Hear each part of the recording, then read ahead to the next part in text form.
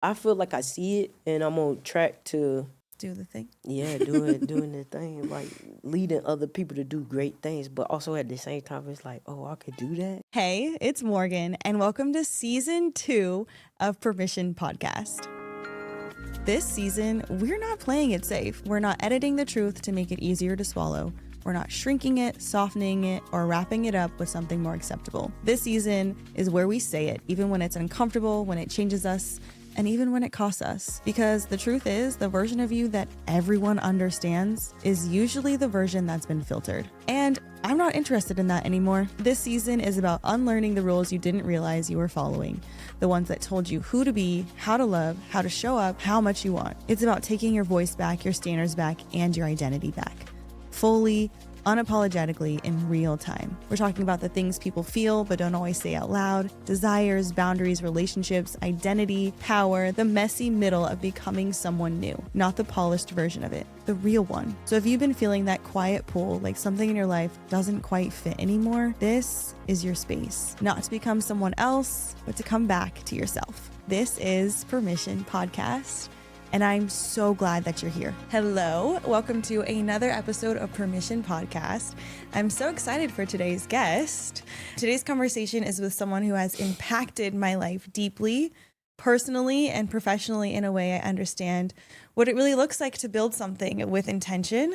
This is Foluke Olaoye, co-founder of the WLW Collective, founder of the Nourishing Fork, and my partner. And what I love about Foluke is that she doesn't just build businesses with true intention. She builds experiences, from growing the Nourishing Fork into a catering and culinary brand rooted in care, detail, and real connection, to helping me build the WLW collection into something bigger than events, something that actually creates space. She has this beautiful way of leading with depth through food, through creativity, through community, and through how she shows up for people. But behind all of that is a woman who has had to trust herself, reinvent, build, and keep going.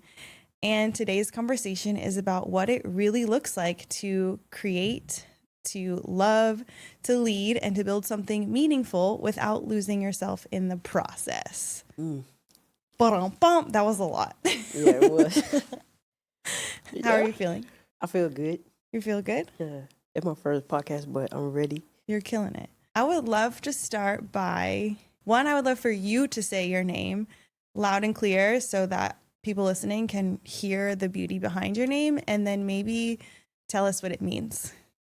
Okay, so my name is Foluke Olaoye, and the meaning of Foluke is in God's hands.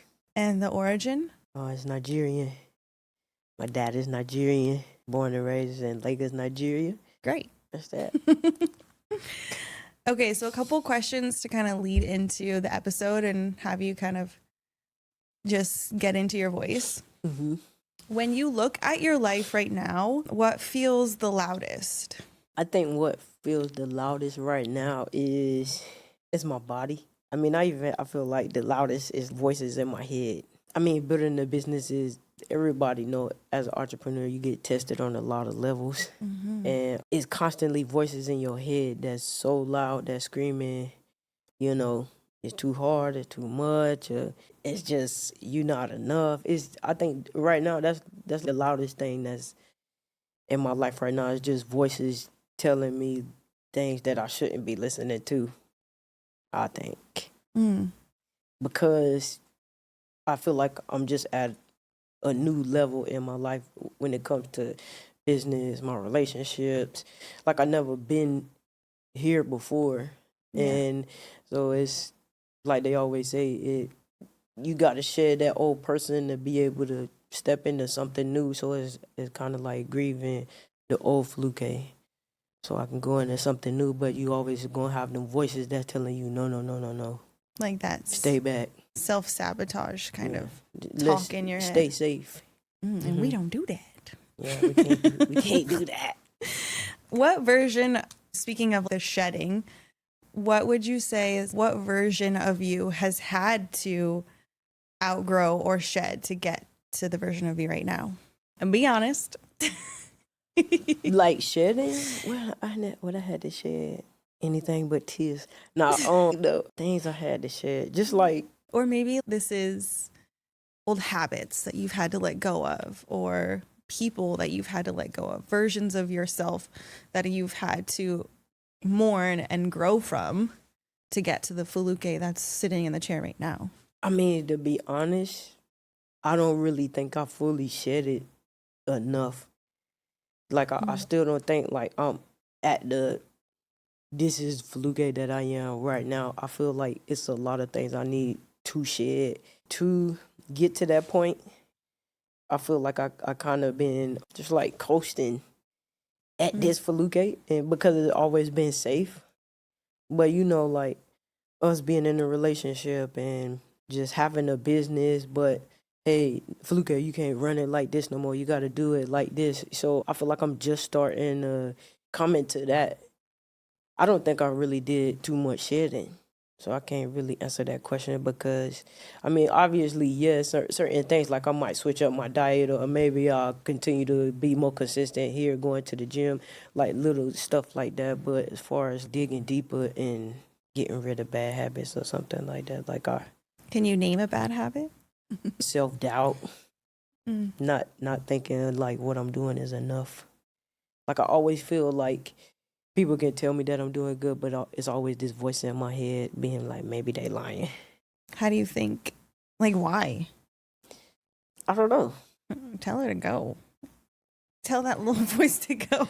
I don't know. And it's crazy because people will tell me over and over and over, it was great. It was great. The food was great. The service was great. The team is great. Everything is great. And I believe that the team is great.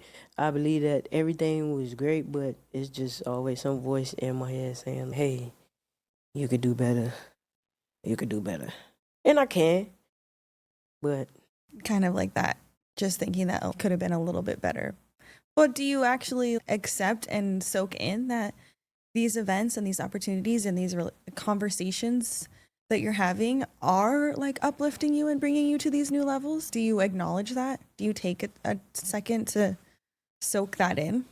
yeah, I do. I think the most time when I take seconds to do that is when I'm like talking to some of my friends from college, like Curtis and Terrence, and we'll be talking about how we was broke in college or how we, was working at Denny's overnight and how I had to walk to work all the time. And then, I got my first car and stuff. Like when you actually sit and have those conversations with your friends, longtime friends, and y'all can just reminisce on like where y'all was versus where you at right now, then it's kind of, dang, okay, maybe I am doing something right, or I can give myself a little grace and just enjoy the moment and just be grateful.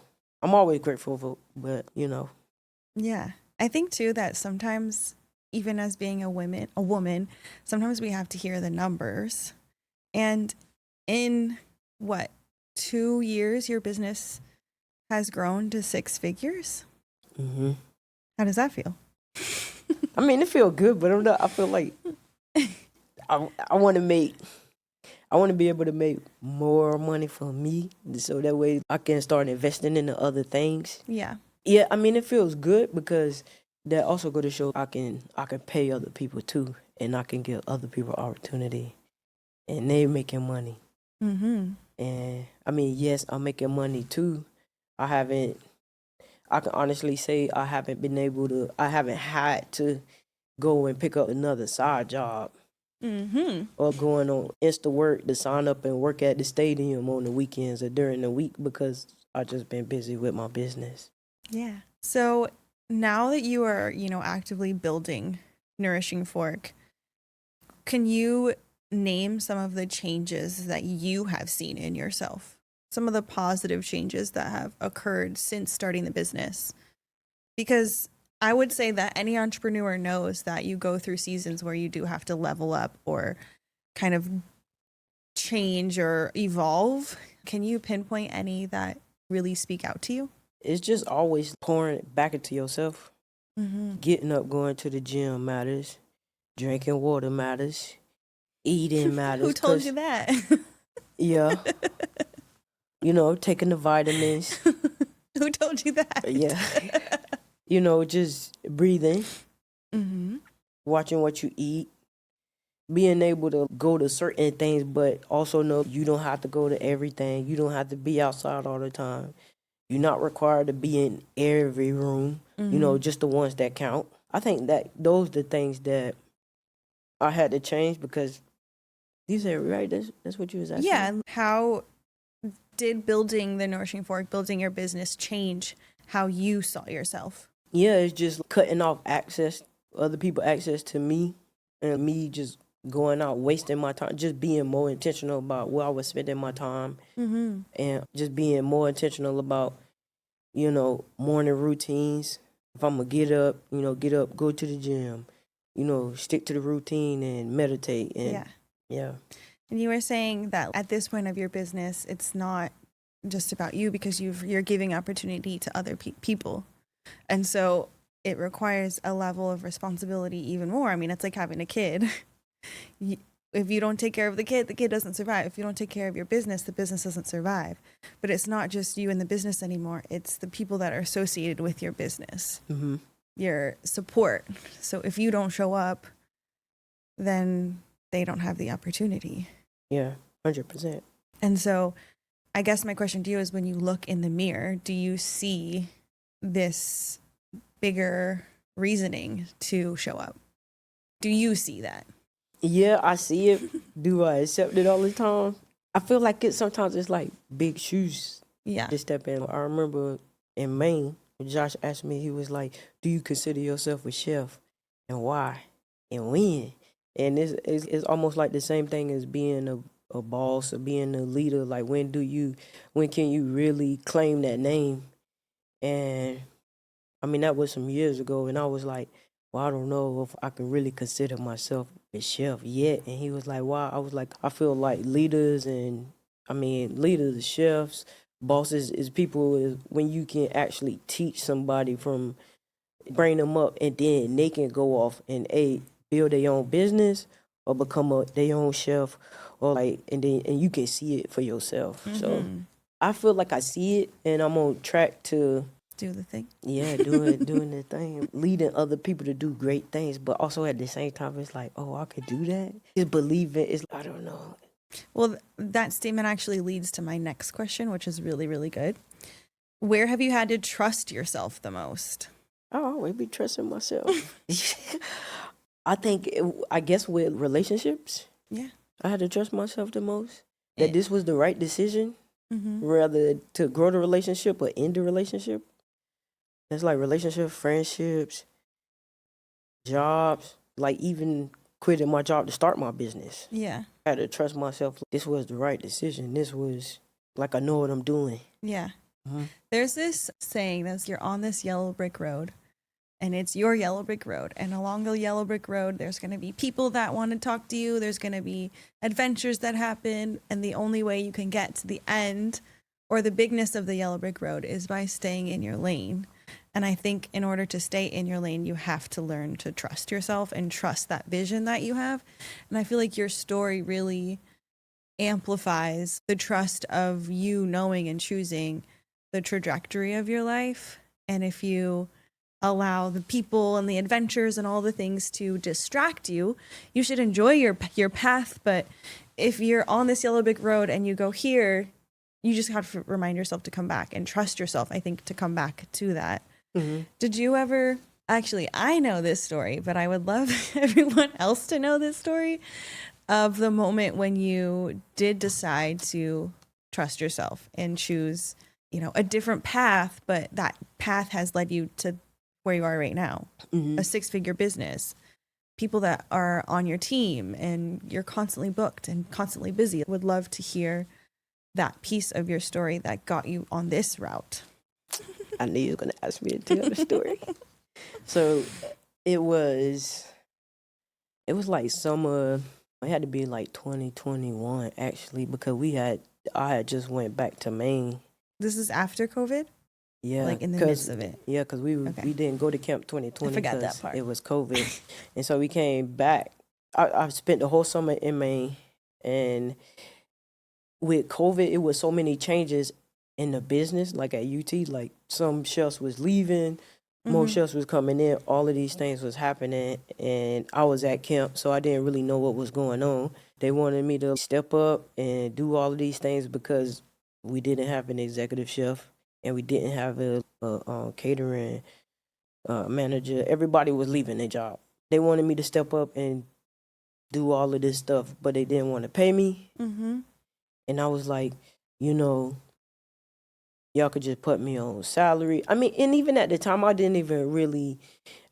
felt like I really didn't know my worth either. I couldn't negotiate what I wanted. But I knew how hard the job was, and I knew they wasn't going to give me what I wanted. So when I got back from Maine, I quit my job. I didn't have no money. I was staying in my 1-bedroom apartment, and then from camp, I saved up $5,000 maybe. And then I did the stupid thing of going on a trip. We went to Cabo. We was hanging out because we just had the longest summer.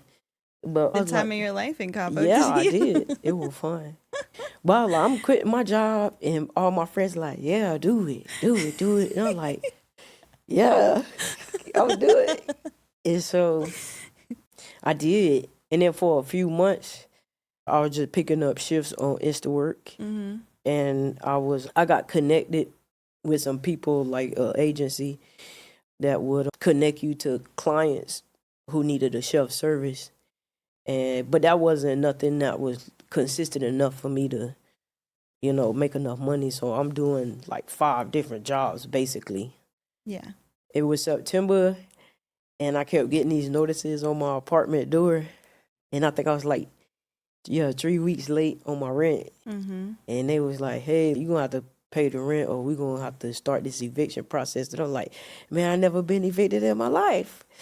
It's like I just never, but also I was like, I never been this low in life, I felt. But I remember just laying on the floor in my apartment, and I was like looking at the ceiling, and literally I was like, God, just like this, I was like, God, please, can you send me a sign that this is what I'm supposed to be doing? Because I know I wanted to cook. I know I wanted to eventually start some kind of catering business, but I just didn't know what direction or what it is that I was really doing. I know that being at that job wasn't making me happy, and I needed to leave for my sake, for my own sake. So I was getting ready to go for my run because I was running 6 miles a day, and I got to my apartment gate. And right before I went out the gate, I got a phone call from the agency, and they was like, hey, you can come cook for this client. But you gotta say what client. No, I can't. Did you have to sign an NDA? Yeah, with my finger. On a donkey? Like a fingerprint. Oh, okay. Like 100% you can't say that junk. Got it. I would never say it. I needed $1,000. I was short $1,000 on the rent. Yeah. And I needed it. And she was like, hey, you can come cook for this person, and because they chef is sick and they just need lunch, and it's only 4 of them. And I was like, okay, cool. Then she told me who it was, and I was like, oh. At the time, I didn't even really know who they was, nor did I care. My only focus was I need to get rent. And so I went, and then she was like, I'm gonna pay you. She's like $1,500 all in. Groceries, like, and then groceries, gas, yes. Profit, everything. So I bought all the groceries, took my set up, and I literally made the same thing, the last meal that I thought that I could think of that I made at UT that I put together. Did they give you any restrictions on food, or No. You had full reign to make whatever? Yeah, whatever they want. Oh, that's nice. So I made a steak. I did a cauliflower mash. I did a arugula salad. Then they for some reason, it was weird. They had some company drop off some charcuterie board that didn't look that good, but I just kind of redid it, put my thing together. They end up liking everything. Long story short, I made $1,000. I ran home, I paid my rent, and I was like, yeah, I'm doing what I'm supposed to be doing. Yay. I know I am. I paid rent, and like I said all the time, I don't even know how I kept paying that rent. I just kept Going. Yeah. Just never lost faith. Yeah. What a perfect example of kind of surrendering, but also trusting at the same time. Mm-hmm. What does leadership look like for you? I feel like leadership is when a leader to me is somebody that, I mean, you just know you can handle a lot at one time. And I say that because I'm thinking like how I show up in my business, how I show up at camp, how I showed up at UT or any job, because some of them positions I was either assistant or I was the boss. And I consider that to be a leader. But I think like the most why I was like so successful at those things is because regardless of like how crazy things got, I kept my composure. And if something go really crazy and it's like I feel like it's you driving the ship and you got all these people on it and you're responsible for all these people, and you might hit some rough waters, you might, I don't know, maybe might hit an iceberg, but then not y'all all go down. Titanic. Nah, but you just got to be able to hold your composure. Yeah. When you don't panic, the team don't panic. Yeah. Sometimes I feel like a lot of things go crazy at camp. Not a lot of things, because I know what I'm doing. But the staff, they never know. And they trust me because they feel like You're going to hold it. You're going to hold this. You're that foundational piece. Like all is good. That's actually like a really great quality to own. Was that taught to you or? I don't know, because a lot of people that I work with, they panic a lot. Yeah. I don't know. I think it's just something that's in me. What would you call that? Grace. Grace. It's just having grace. You just chill. At the end of the day is going to end. But right now, like what Brandon always say, dang, he say so much junk. It's not, basically, it's how you handle the situation. Yeah. It's not the situation itself, it's how you handle the situation. Yes. And get to that other end. And I feel like a leader is just that person. You real good with handling situations. You really good with understanding, listening, 100% listening. Yeah. Understanding, and just being able to pivot. Mm-hmm. I feel like those is good qualities in a leader. And just being honest with yourself and being honest with whoever, your team. Yeah. And just instilling qualities in whoever it is that you coaching or whoever that you leading, like instilling those qualities into them. Yeah. Because you're growing too. Yeah. And so now that you're actively building this brand and this business, not only with the Nourishing Fork, but even with us doing the WLW Collective, what do you feel has been the hardest about being seen while building these things? Because obviously we're not perfect. Nobody's perfect. And I think that there's this level of, oh, you must have it together in order to do the thing, or to build the thing, to start the business. But we're actively figuring it out. And so what do you feel has been the hardest part of letting yourself, like being the vulnerable piece of letting people see you build this thing and not have it all together? I think it's important for people to see that part. Absolutely, 100%. I want you to see me struggle because it takes time and practice and learning. But I know that you're actively kind of going through this right now. And what would you say is the hardest part of being seen in the building process? I don't think it's hard. Is it annoying? No. There's a big difference between stepping in a room and just being another person in the room, or stepping in the room and feeling like you are a part of the room. And I think as women, especially queer women, we are sometimes lost in the identity of what the world thinks we're supposed to be as opposed to what we actually are. So I have created the WLW Collective, rooms where we can show up exactly as we are, connect with the women around us, have real conversations that leave us getting a new number, making plans the next week, and don't have you second guessing the decisions to leave your house. The WLW Collective is a space where you can show up exactly as you are, make real connections, real friends, and leave with a cup that is full. Because I want people to see it. Yeah. Just as much as I feel it. Why do you think it is so important for other people to see? So just like anybody say, like famous athletes, singers, and all, they always say, it's good for people to see that side. That way, if it's one kid I know I probably don't inspire thousands of people, but even if it's the one kid, if it freaking came, Yeah. you know, they see how hard you work. They see the struggle. They see, I see them working on this. I see, all right, this number's not right. Let's adjust it. Let's do this. I mean, I don't feel like there's nothing to hide. Once they see that, they can also, they can appreciate your work more. And then two, they understand what it takes to get to where you at. Yeah. And I don't think none of it is hard. I also like to feel it, because when I do eventually get to wherever it is that I'm going, I can honestly be like, dang, I did that. Well, I think that's actually really nice to hear, because we live in such a social media world where sometimes we are only seeing the pretty put together pieces. How are you how are you showing people the messy in between parts? I mean, I might make a post here and there. Yeah. But you know me, I'm pretty private. I don't really show much of nothing.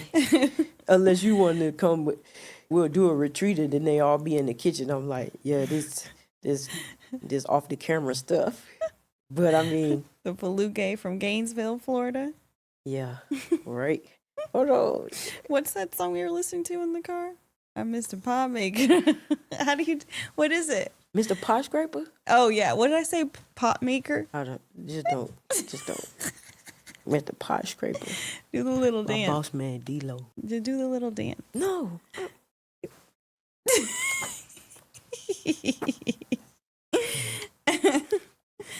Have you ever felt pressure to simplify yourself? I know that you and I have had this conversation of, you're from Gainesville, you have more of a Southern accent. I mean, people are constantly asking you if you're from New Orleans. And, being that you are a black woman who is also a business owner, have you found yourself having to simplify who you are and your roots in order to comply with society or dim your light around other people while you're building your business? Yeah, I think dimming my light, cause I feel like I'm like that person that I like to share a lot. So I think with building my business and working with others, I always find myself trying to share the stage with them. And I feel like that's not really good for business, especially when you're trying to push your business personally.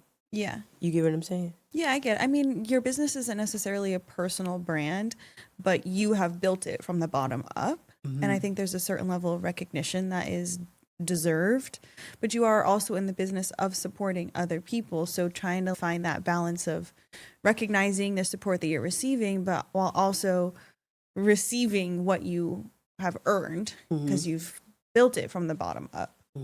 And so finding that happy medium. I think that's the only time. And then you don't have to dim your light to do it. Like you said, it's just finding the balance. But I have found myself dimming my light. So it's kind of, I can be honest, I haven't been going super, super hard for Nourishing Fork like I should. I should have Nourishing Fork socks.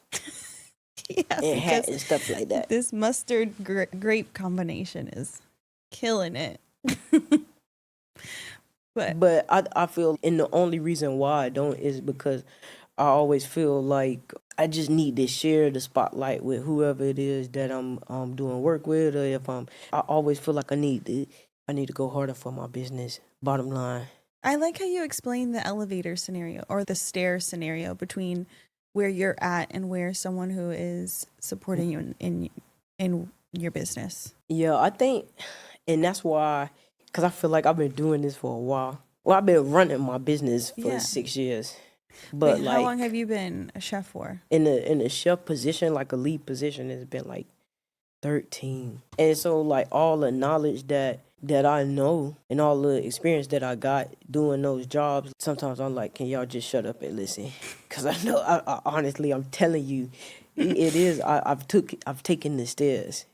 So if you look at me and you get mad at me for something that I got, or maybe I got so many clients, or maybe I got this connection, or I can get access to this, it's not like it just was given to me overnight. I literally had to grind. I done been homeless once, I done couldn't afford my rent.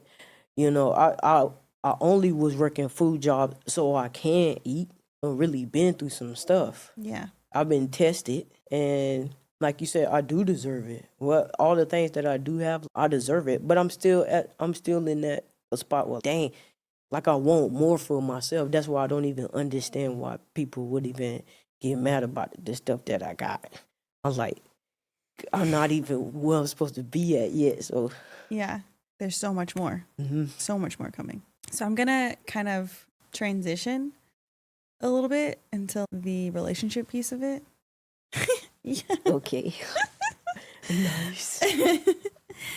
What would you say what has love revealed about you? That I'm strong. I just unknowingly just make sacrifices. Can you elaborate more? Can you go a little bit deeper? I think maybe you could even, bring in your masculine presenting woman, and there are different quotas or ways that the world is supposed to see relationship or love, or there's so much output. When you take action on what love means to you, what has it revealed for you? I mean, I know one thing, I'm not selfish. I think it reveals that because it is, I mean, our relationship, you got Kane, and this, with me coming into y'all world, it requires, a lot of sacrifice from me, and you can't be selfish. And I've learned that just being in this relationship, you can't be selfish. You gotta share your space, sometimes your snacks, so it's like, you have to mark your Funyun bag. right? Put your name on it. It's like a whole roommate situation going on. Nah, but that, and then just being able to choose, like you said, like how your dad chose you. Wow. Okay. And so, straight to the tugs of my heart. Okay. but that's what you say. Yeah, he did. And I feel like that's the definition of love, is being able to step up, and in some instances step up to the plate and take care of things, and step in the shoes that Not somebody else didn't. Step in the shoes that somebody else didn't feel, Yeah. So it's kind of, I mean, it happens. It happens all the time. I think that's one of the biggest definitions of love, really. Yeah. Would you agree that love is a choice and not necessarily a feeling? Or maybe I not think agree. it's a little like it's a little bit of both. Yeah. Obviously it's a choice. Because it's you staying somewhere, even when it's hard, you still stay. Yeah. And you fight through it. That's why they got the wedding vows, thick and thin. Till death do us part. Baby. Where have you had to choose honesty over comfort? And honestly, I feel like people do that unintentionally all the time. Like, where have you had to get so real with yourself, and maybe it was uncomfortable? Maybe you had to be real with yourself. Is this for me or is this not for me? Because it's more comfortable to stay or do the thing that you're used to. Where have you had to choose, okay, I have to get out of my comfort zone because this is what's true and honest for me? I say our relationship for sure. Yeah, well, these are relationship questions. Cause I mean, you know what it was like when we first started dating. Kane was just being 7. Yeah, he had just turned 7. Yeah. And he was wild, Badgie. He was wild. Yeah, he was a 7-year-old. Yeah. And I just never dealt with nothing like that. Yeah, I will say that his behavior at that time was, honestly, I can't even explain it because that was my first time experiencing it too. And I think there were just a lot of changes happening, but we survived. But you said honesty over comfort. Yeah. So I feel like it was one of those things where I had to be honest with myself. I was like, is this for me? Can I handle this? It wasn't really comfort. I mean, it was more like a challenge, and it still is sometimes, because it's like, it's a child. And we gotta, but to be honest, I was just telling myself, like, you just gotta show up as your best self. So if anything, when I'm around him, he know that, hey, this is what showing up as your best self look like. And I had to get out of my way of being like, this is my space, and I can't deal with this and all of this other stuff. I feel like if I couldn't deal with it, God wouldn't have put me in this position. Because like they say, God not going to put nothing on you you can't bear. So obviously I am strong enough to be in this position, but mentally I had to get out of my own way to be like, hey, you can step up and you can be nice and y'all can have a relationship and y'all can play. Yeah. And you can teach him some stuff. Yeah. So. And I will say it's been like actually really beautiful to see y'all's relationship unfold. And I feel like too, being that this is a woman and woman relationship and his dad is deceased, there's this next level of showing up that I would say for me anyways. I'm not showing up in a way other than who I am, but there is this piece that makes you think of the fact that he doesn't have a father figure or this masculine figure. And not to say that you're like this masculine figure, but you have taught me so many things about teaching him how to show up in his best way. I mean, from his affirmations every morning to even just brushing his teeth. These are small little minuscule things, but over the course of the last 2 years, from his wild banshee self to now, you have played such an important role in his growth, and watching all three of us evolve and become better is visibly evident. Yeah. But when I think about it, it just reminds me what we was talking about earlier when we was in Houston. Is just how all of us is evolving into better people. And how I always say, I only want people around me that want the best for Nourishing Fork. I only want people around me that's fired up to go out and be better, do better, and the next person next to you got to be just as great. Yeah. I mean, it just reminds me of that. If I see it at the house, if I'm in a bad mood, then you in a bad mood, and Kane in a bad mood, and everybody in a bad mood, then the whole house is, it's like humid weather. I mean, it just make me, when you said like all of us evolving together and just becoming better, it just remind me of that. And it's just important to always keep people around you that's going to uplift you and want the best for you. And it's not that energy of, oh, I want you to be good, but I just don't want you to be better than me. Yeah. So let me keep you here. Yeah. I want the people around me to be better than me so that I can continue to grow. And it's not a tit for tat, but it's, oh, I'm coming. All right, I'm on my way too. Oh, I surpassed you. Oh, wait, I'm on my way too. And we're just equally actively becoming better human beings. I think that's the actual entire purpose of growth and why we're here on earth, is to become better humans. 100%. Because it's like an overflow. It goes to the next generation and the next generation. And just, I don't know, I'd always think, can you imagine what the world would possibly can look like with what's happening if we all just continue to pour into each other? Yeah. What would happen? Guess we never know. We'll never know. Yeah. Oh my gosh. What does being fully seen in our partnership feel like? I feel like that is a tough question. Me being fully seen in our relationship. What does being fully seen in our partnership feel like? It feels like you understand me, like you listening. Yeah. Because I know I'm not really easy to date. And I'm always like, dang, it's just certain things that I would say and I would mention to you. Yeah. And then I actively see you try to become better at those things. And so I'm like, well, she see me. If not anything, you don't see me, you're listening. Because you always make sure the house is clean. Or if I'm gone, you'll always make sure it's food for us to eat when I get back. Or just even this past weekend, you packed my bag so I wouldn't have to do it because I was coming right in to do another event. And I should tell that one story when I got super. Just keep going. Just got super high and you was like, oh, I'm going to calm down. Oh, yeah. But it was like that night when I had that edible. Yes. And I didn't know what was going on. Well, you had Delta 8. Something. And I am not a fan of that.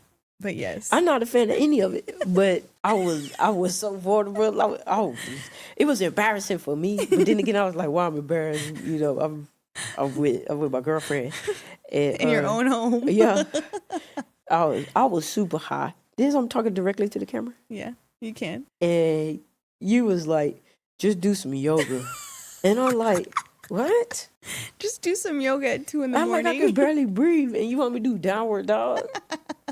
But I'm like, okay. But you, like, when it was one part you was helping me, you was like, just breathe, just focus on your breath. Just focus on your breath. You can get through this. You just got to understand, you just really hot right now. And you need to go to sleep. I think is when I'm in, or even when we do events together, and I could be really nervous because, you know, I don't like presenting the food and stuff. I don't like talking in front of people that much. But, I mean, even this, and you just constantly forcing me out of my comfort zone. But not only that, but like kind of guiding me through it and just remembering to, you know, breathe. It's going to be okay. Yeah, but I mean, I feel fully seen in our relationship, 100%. Yeah. And I'm grateful. Can I share my perspective? Sure. I was going to ask. You were? Yes to all of the things that you just said. And then I also feel like on the growing perspective of it, there are times when, you know, you're holding, it almost feels like you're holding a mirror and I'm forced to look at myself and be like, okay, well, are you actively making the right decisions? And I think that I'm like forced to look at myself and just like either accept past traumas or situations, move through them. I mean, just this past weekend of us, you know, talking and elaborating on just situations, we each have had experiences that led us to believe certain things and make certain decisions based off of actions of others. And those things built up without us knowing. And so being that I've been in some not so wonderful relationships, I feel like this relationship being as safe as it is and peaceful as it is has sparked these crazy emotions in me where I don't realize that the reason I'm acting a certain way is because I haven't moved through an experience that's happened before. And so in this relationship, I really had to allow you to hold the mirror up for me to actively see like why I'm making certain decisions, why I'm moving a certain way. And it's kind of been like a wake-up call in a healthy way, but it's been a wake-up call for me to accept, adjust, and then move forward and have ultimately break the cycles of decision making. Because here you are saying, I love you, I'm not going anywhere. However, this is what's happening. And I need you to take a step back, see the big perspective, and then make your decisions based off of that. So I feel like there's just been this big mirror that is being held, and I have to let you see all of the pieces of me, whether they're quote unquote broken, even though I'm not ever broken, or I'm hurt or sad. All of these levels of being seen, I have to let you see them, which can be really scary sometimes in order for me to evolve to the next version. And yeah, I just feel like there's just like this whole other level to it. Yeah, I know I get on your nerves too. I know, Because like, you're actively forcing me to, and not in a bad way, but forcing me to see what's happening. And I'm so used to just having chaos happen and just making the decision. And with you, it's like, everything's chill and calm, and I'm not used to that. What do you mean there's no chaos? And so I'm like actually forced to sit with my thoughts and sit with my behaviors and sit with how you're feeling, and always constantly like previously being the people pleaser to avoid the chaos that I'm like asking for now has been built off of traumas. And so in this relationship, like, I have the space to allow my emotions to be there, to just settle. And or like what my grandma say, sit your behind down somewhere, please. Can you just go sit down somewhere? Everything is good, please. Yes. Yeah. It's really nice, but it's a learning curve. And I think too, like, being that we are both women, there's this societal vision of what relationships or marriage or love is supposed to look like. And I feel like we are actively, what's it, tooting the horn at our own beat. I totally just, I think I butchered I bet Brandon though. I think I butchered that, but we are actively living our lives our own way in what feels good for us. And it's been a great experience thus far. It's been hard, It's but not been easy at all. Yeah, it's tough, but I mean, that's life. The life is tough. Okay, breaking into my favorite part of the podcast is questions, our ruin the room moments. So honest, kind of quick. Don't take too long to think about the perfect answer. Okay. Do you think some people don't know how to receive care anymore? Yes. Do you want to elaborate on it? Some people don't know how to receive, period. Yeah. So if you don't know how to receive, I mean, how would you know what if it's that look care like? or not? Yeah.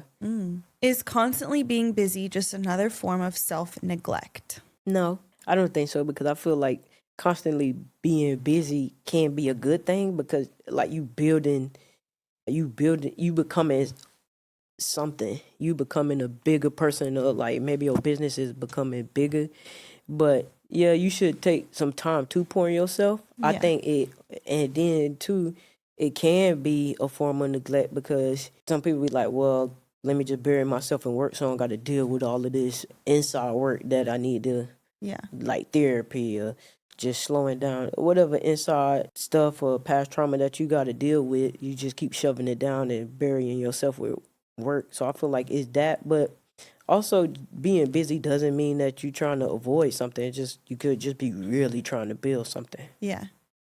Love that answer. Are we disconnected from food or from ourselves? Us?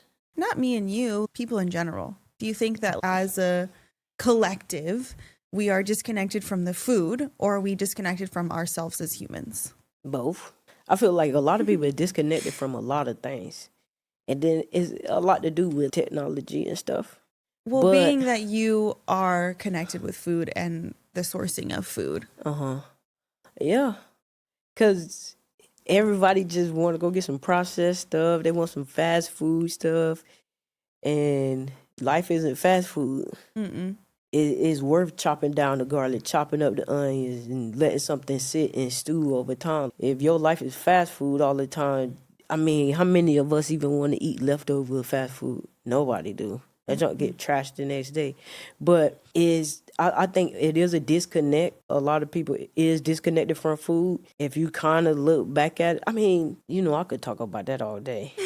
I mean, I'm just trying to gather my thoughts of like how I really want to say it. Yeah. But yes, I think people is disconnected from themselves first, because if you understood you and where you came from and where food really came from, especially like what your ancestors did and how they grew their food and how they would tend to the animals and the land and have meals together, bringing the family together. Food is such a big thing. And I feel like we disconnected from ourselves and our family and our roots. And that's where we become disconnected from food. Because if you knew the importance of what food does to a family, that's why we got the holiday Thanksgiving. I don't think because the pilgrim, this is like everybody, I'm going to come to my mom's house and eat. But yeah, I think if we got back to our roots and understanding that, then we'll probably have a more appreciation for food and where it's coming from. And our bodies. 100%. Okay, last question. What's a truth about nourishment people don't want to hear? It just requires change, like shedding. You just, even with your new diet, I know it's hard, but it's like one of those things where you gotta choose your heart. Yeah. Choose your heart and switch up your diet and nourish your body, or let the doctor do it and let him shove a bunch of pills or something. Yeah. So I think too, I'm so sorry to interrupt you, but even switching the word between diet to lifestyle. Yeah, that too. Yay. Teamwork. Air 5. Well, that concludes our episode for today. Don't do that no more. But I first want to, where can listeners book you, connect with you, see more of what you're doing? I mean, you've got a recipe book loading, membership coming out. Where can our listeners find you? I got a website. It's thenourishingfork.net, and also Instagram at thenourishingfork. And my social media is Chef Foluke _2.0. if you want to follow my life, man, like, follow what I'm making, what I'm cooking, or who retreat I'm chefing at. Even if you want to attend a retreat, I mean, I feel like we do some really good retreats, EFT, a lot of retreats. So Yeah, the maybe WLW. the WLW, if you would like to attend some of the retreats, I definitely know some people you can get in touch with. And I mean, if y'all just want to cook up something together, Yes. call me. Well, thank you so much for tuning in for today's podcast. And Foluke, thank you for being here. Yes, thank Getting you. out of your comfort zone, putting your nice shoes on. I appreciate it. If today's episode spoke to you or you want to engage more in Foluke, please check out the show notes. And if you would love to support today's episode, go ahead and subscribe so you can become aware of all the episodes dropping. See you next time.